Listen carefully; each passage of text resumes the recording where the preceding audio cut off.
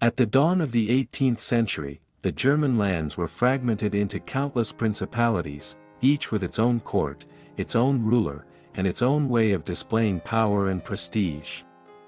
Among the many instruments of authority and refinement available to a ruler, music occupied a special place. It lent solemnity to religious ceremonies, brilliance to banquets, and dignity to diplomatic occasions. For this reason, every duke, prince, or elector sought to maintain musicians of talent, who could transform the smallest court into a stage of magnificence. Into this world of patronage and service, Johann Sebastian Bach entered as a young man, already gifted beyond measure, yet still bound by the conventions of his time. In Weimar, where he had been employed since 1708, his task was to enrich both the chapel and the court with his compositions, his organ playing, and his leadership of the ensemble. At first, the relationship seemed mutually beneficial. Bach had at his disposal a fine organ, an ensemble of competent musicians, and the ear of Duke Wilhelm Ernst, a ruler deeply attached to Lutheran piety and church ceremony. The young composer produced cantatas of great depth, preludes and fugues of astonishing invention, and other works that elevated the musical prestige of Weimar. His fame as an organist spread quickly beyond the borders of the duchy, attracting admiration from other musicians, and even rivals who acknowledged his unmatched skill. In many ways, the period in Weimar was fruitful and formative. Yet beneath the surface, tension grew steadily, like a dissonance unresolved. Bach was restless. His temperament was not suited to quiet routine or the submission expected of a court servant. He possessed a fierce independence of spirit, the kind of ambition that could not be satisfied by the steady but narrow duties imposed by the duke.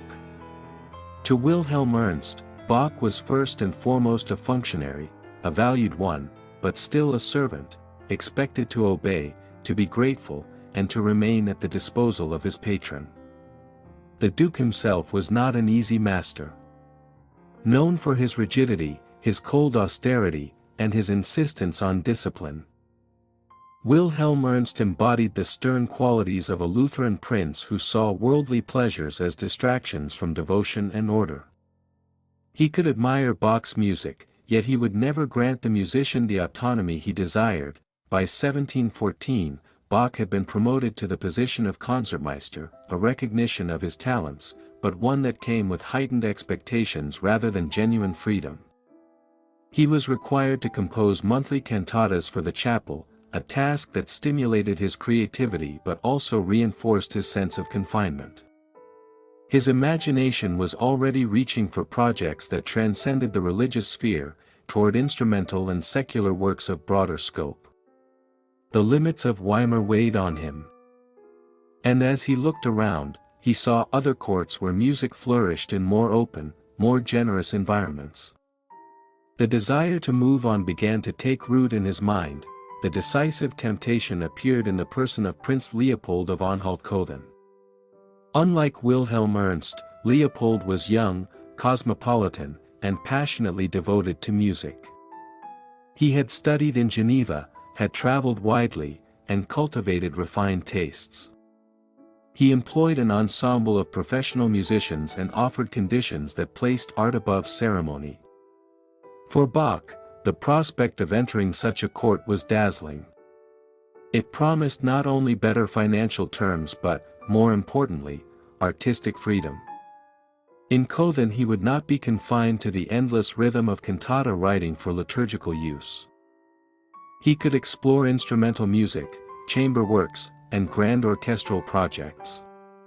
The contrast between the rigid devotion of Weimar and the vibrant, secular spirit of Köthen could not have been sharper. To leave Weimar, however, was not a matter of simply resigning and moving on. In the early 18th century, a musician was not a free professional in the modern sense, but a servant bound by contract, obligation, and the goodwill of his employer. The Duke's authority extended over the careers and even the personal freedoms of those in his service.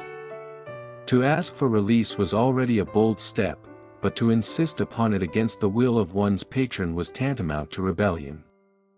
Bach, aware of these dangers, nevertheless grew increasingly impatient.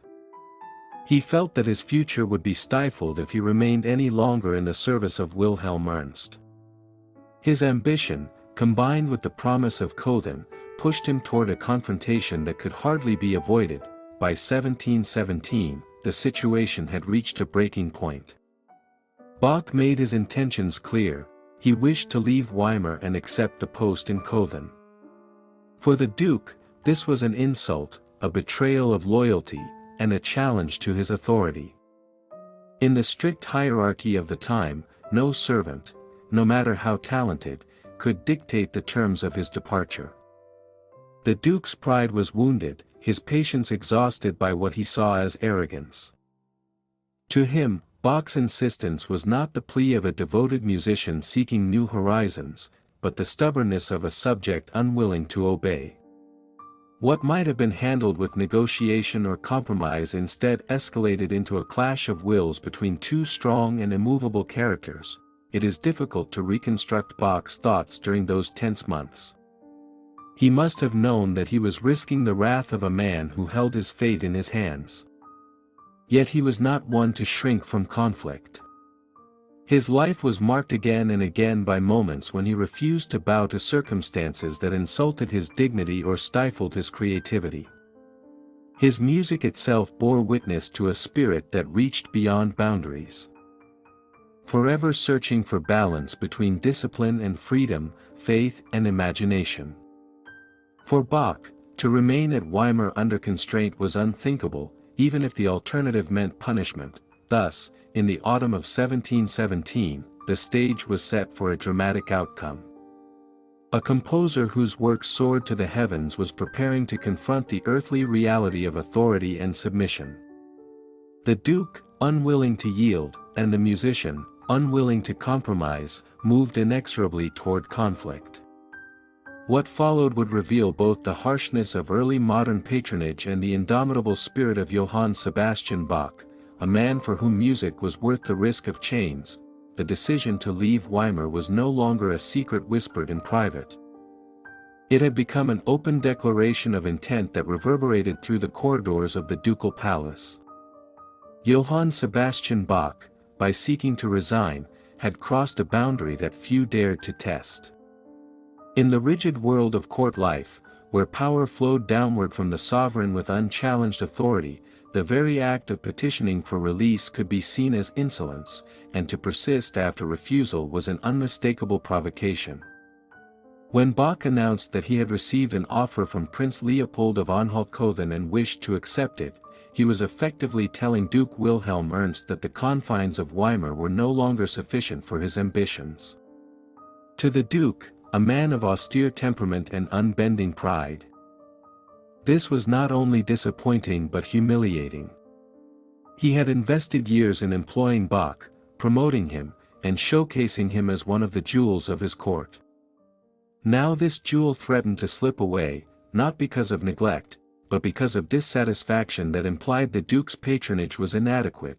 The relationship between master and servant in such a court was not one of equals negotiating terms but of ruler and subject, and Wilhelm Ernst was a ruler who expected obedience above all. His sense of dignity was bruised by what he perceived as Bach's arrogance. For Bach, however, it was less arrogance than necessity. He could no longer ignore the lure of Cöthen, with its young, enlightened prince who not only loved music but understood musicians. Prince Leopold had created an atmosphere where artistic innovation could flourish, where the secular world of instrumental and orchestral music was valued as much as sacred compositions, and where a master composer would not be chained to a rigid calendar of liturgical duties. For a man like Bach, whose imagination was overflowing with possibilities that extended beyond church walls, the promise of Cöthen was irresistible, yet the act of leaving one's post was not governed by personal preference. In the eyes of the law and the conventions of the time, musicians and other servants were bound to their sovereigns until released. Many such requests ended in bitter disputes, but Bach's insistence was particularly dangerous because of his temperament. He was not one to soften his words or hide his intentions. His petitions were delivered with the force of his conviction, and when the Duke refused to let him go, Bach pressed his case all the more urgently.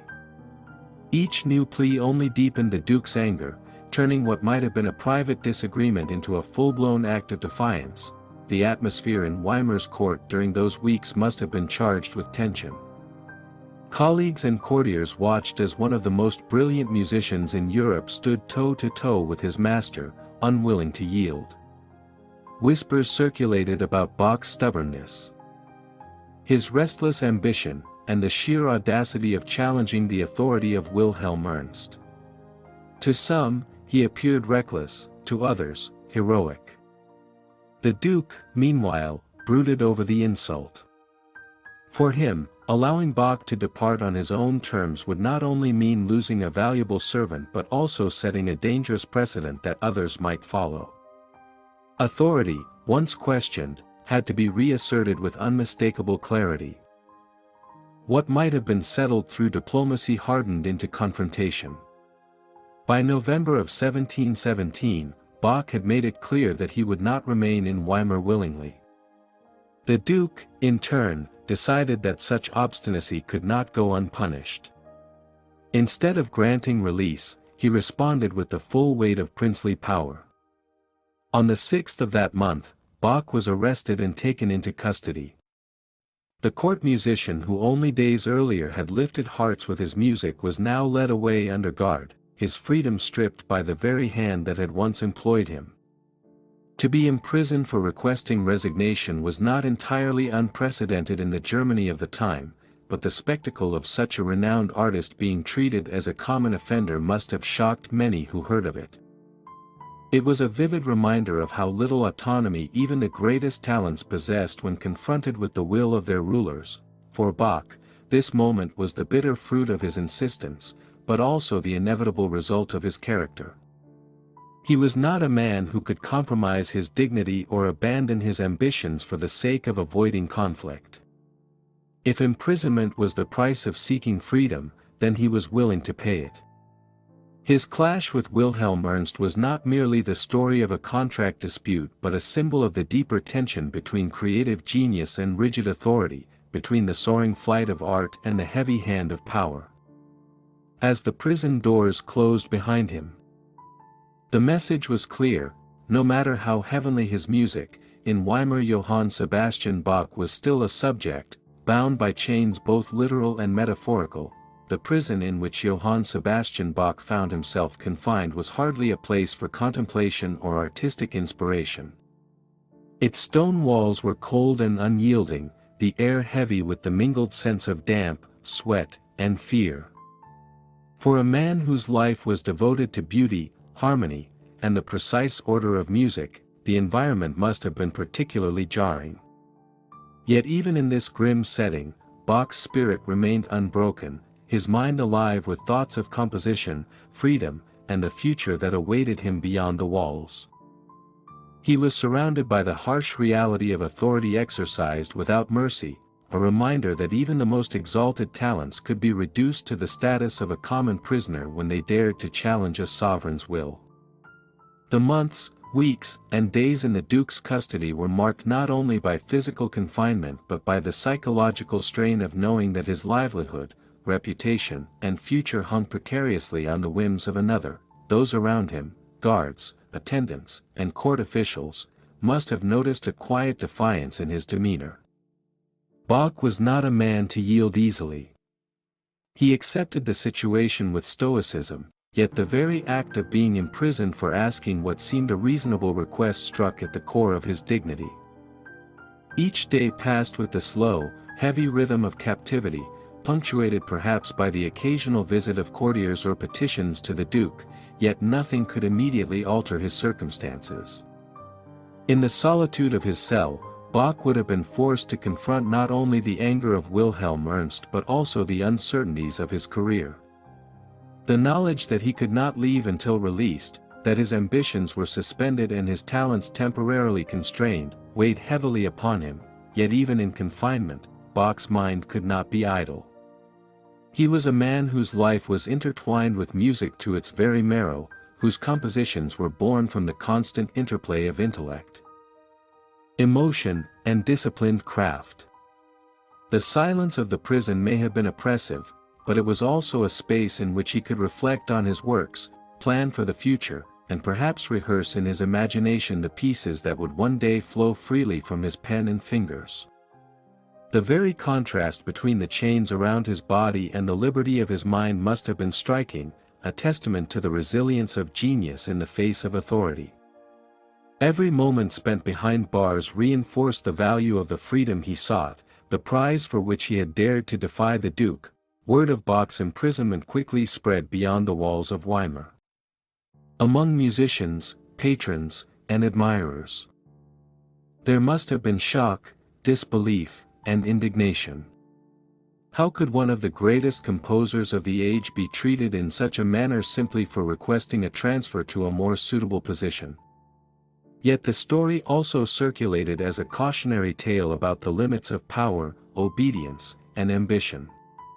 In the eyes of some, Bach's steadfastness was reckless, an unnecessary provocation that brought suffering upon himself. To others, it revealed the depth of his courage and the unshakable conviction that a life in music demanded both freedom and dignity, even if the cost was chains and humiliation. Throughout the nearly 4 weeks of confinement, the negotiations, petitions, and appeals continued. A delicate dance between persistence and patience. The Duke, for his part, was determined to assert his authority and make clear that defiance would not be tolerated. Bach, equally determined, refused to capitulate to intimidation or fear. The standoff was as much psychological as it was physical. The Duke wielded the power to confine him, but Bach's mind remained sovereign, untouchable by the cold walls of the cell. Every hour that passed reinforced the inevitability that if he were to survive as a composer and a man of dignity, he must endure and outlast the Duke's anger. Finally, after nearly a month of tension, the situation reached its resolution. On December 2, 1717, Bach was released from imprisonment. Not as a repentant subject but as a man who had endured, who had held fast to his ambitions, and who now possessed the freedom to pursue them. The Duke's refusal had been absolute, but the continued insistence, coupled with perhaps the recognition of Bach's talent and reputation beyond the court, forced a reluctant acquiescence. Bach emerged from the experience with both scars and lessons, aware of the precarious balance between talent and authority, between freedom and duty, and determined to seize the opportunities that awaited him in Cothen. The month in Weimar's prison became more than a personal trial, it was a defining moment, a crucible in which his resolve and vision were tested, preparing him for a period of extraordinary creativity that would follow once he left the confines of the Duke's control.